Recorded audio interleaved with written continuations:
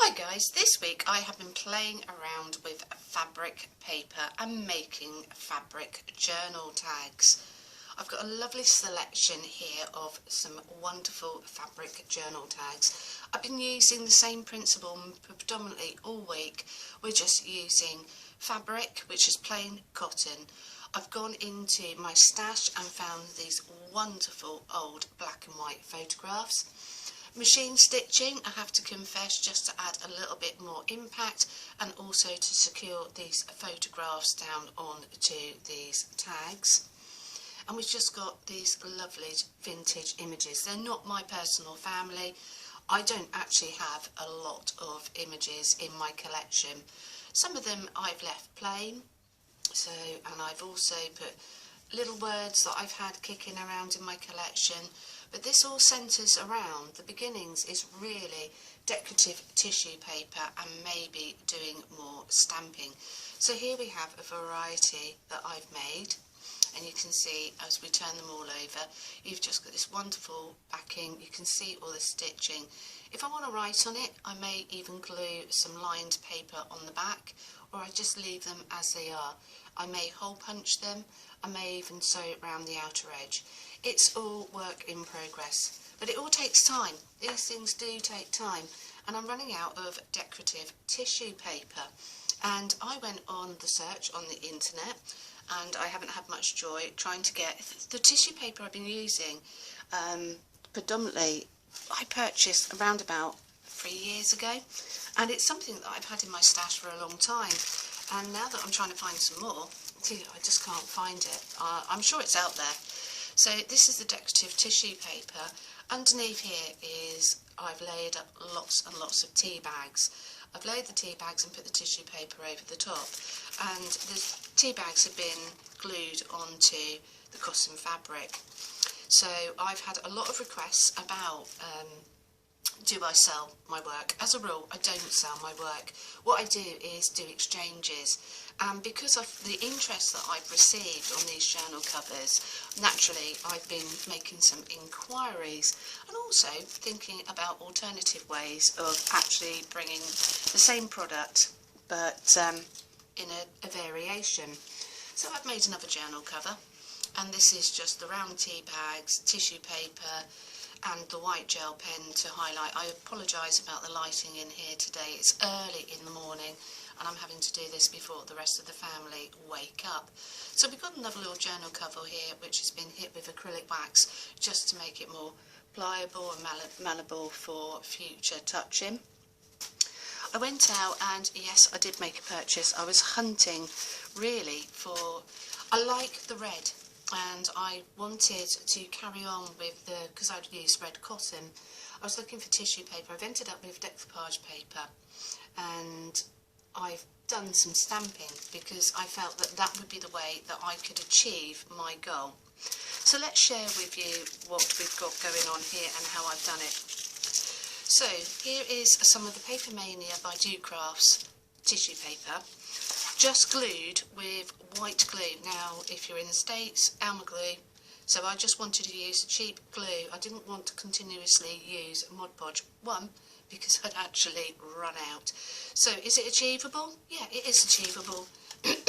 You can use a white glue. It takes a little bit longer, and you can see there are some wrinkles in there. It's a wet glue, but this is not as decorative as I would like it. Also, as you can see, I've not distressed it at all. It literally is white and clear, and I'll share with you a little technique that so we can distress this, but using a tea bag, because why get out the distressing if you can also use other products to hand. Here is the decorative tissue paper that I brought. So you can see that this has been glued on with Mod Podge. And what I've been doing is two variations going on here. But before I glued this on, after I done a bit of stamping. Now I have been round those good old charity shops, and I was able to buy these clear stamps for just over £1. To me they were an absolute bargain, but I'm not too sure. I mean, they're just clear stamps clear stamp exchangeable, so I'm not too sure the company at all on that one. But so this is a collection called Courage, and that's what I predominantly have stamped over this tissue paper. And if I do any stamping today with you, I'm going to use another set of stamps that I just purchased yesterday, and that's from the Lost and Found by My Mind's Eye. So put those to one side. Tea bags. So what I've done here, stamped up the tissue paper, left some plain areas, then used the Mod Podge luster and actually glued this onto just the cotton fabric, plain cotton fabric. But in the process, I then went over with some round tea bags. Doesn't matter, I mean, I've got round tea bags here. I've also just got some scraps from the other day where I opened up a tea bag and just stained it with other tea bags. So that's on the top of the decoupage and the stamping. Did do some stamping over the top. On this side, I've actually put the tea bags, glued them straight onto the fabric first, and then put the tissue, the decoupage tissue paper over the top. So I'm preferring this side to this side. Didn't work as well with this decorative paper as it did with the other tissue paper. And in the centre, that's just straight onto the fabric. So we've just got 3 variations going on there on one piece of paper.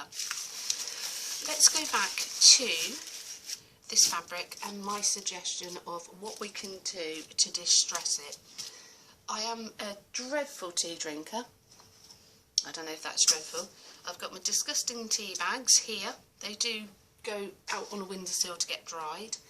And so I'm going to take a damp tea bag, and what we're going to do, we are just going to get a little bit grungy, and we are just going to use our tea to start distressing this up. It will need to be put to one side. I mean, it's not as potent. I'm taking another tea bag here. It's not as potent as if we use distress ink, but bit by bit we can layer this up. We can go back in at a later date, so we can give this one application. But can you see, bit by bit, it may not be really dark and grungy until it dries out. Let's put that to one side. By bit, that is slowly getting coloration. So we've got the white over this side, and we've just got the distressing going over on the right hand side. Okay, so that's that little process shared with you. What I'm going to do is pick up the tea bag that I've gone and thrown on my paper before that distresses my paper. I'm going to get my pair of scissors, and we're going to cut this in half. I'm going to see if we can just make a few tags. So I'm not going to rip this. I'm sure I could just rip down the outer edge. Let's put that to one side to dry, and then we can work on this one.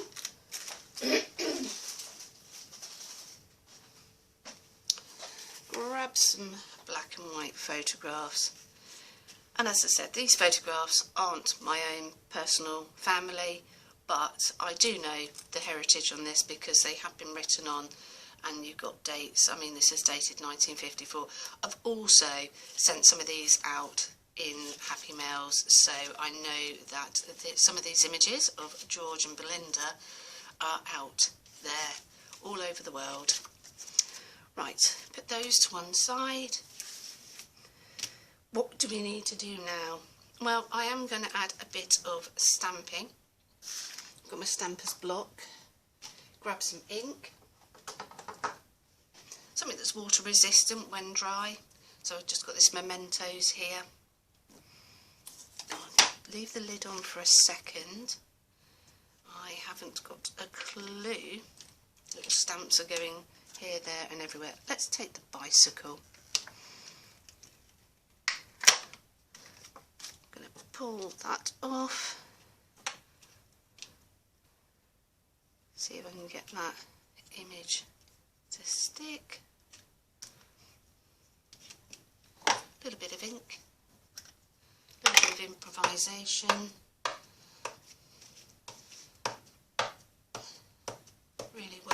some ink in there. It doesn't really matter if it's not too dark because we're going to cut this all up.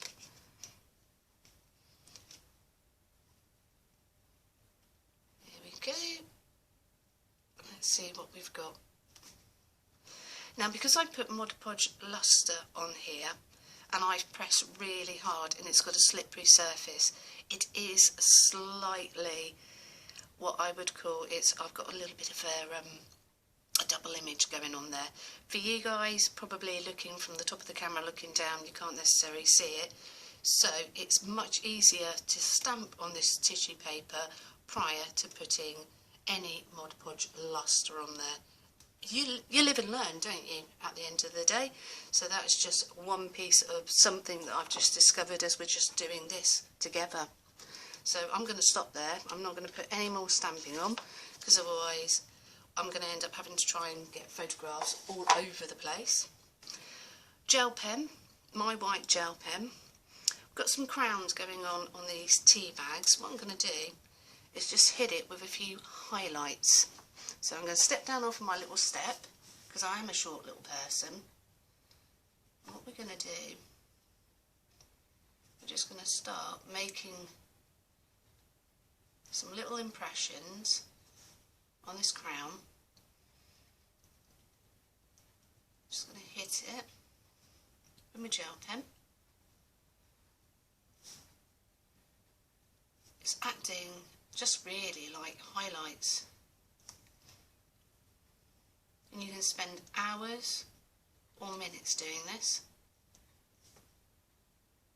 And great if you're watching everybody else's videos,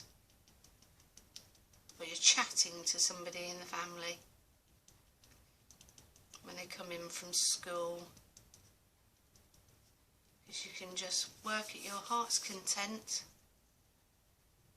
Don't have to go very far.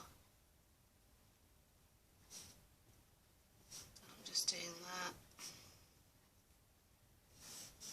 and hopefully you can see.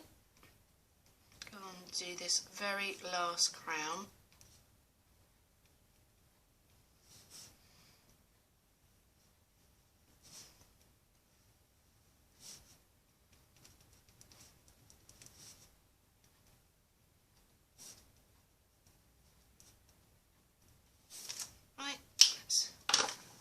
Gel pen to one side,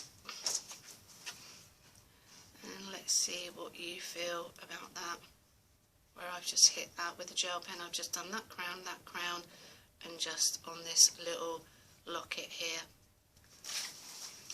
Now I'm going to consider cutting out some tags. Now I'm dreadful, I really am. I'm just going to take one of the tags that I've already made. I just copy and trace around everything, and I want to make the most of this paper. I know that gel pen is probably still wet. I'm just going to use the gel pen just to trace around this tag. Most of my work is a little bit hapdash. Anything, I'll grab anything. It's probably because I'm not very organised. I should just keep a selection of tags pre-cut as templates close to hand. I do in the envelopes, but not when it comes to tags. There's always a journal tag somewhere to hand. And I'm just going to leave the fabric on the side.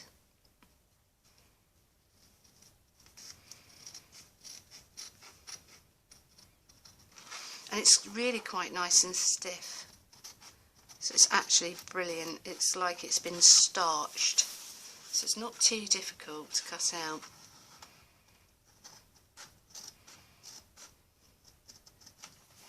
And now just down the edge.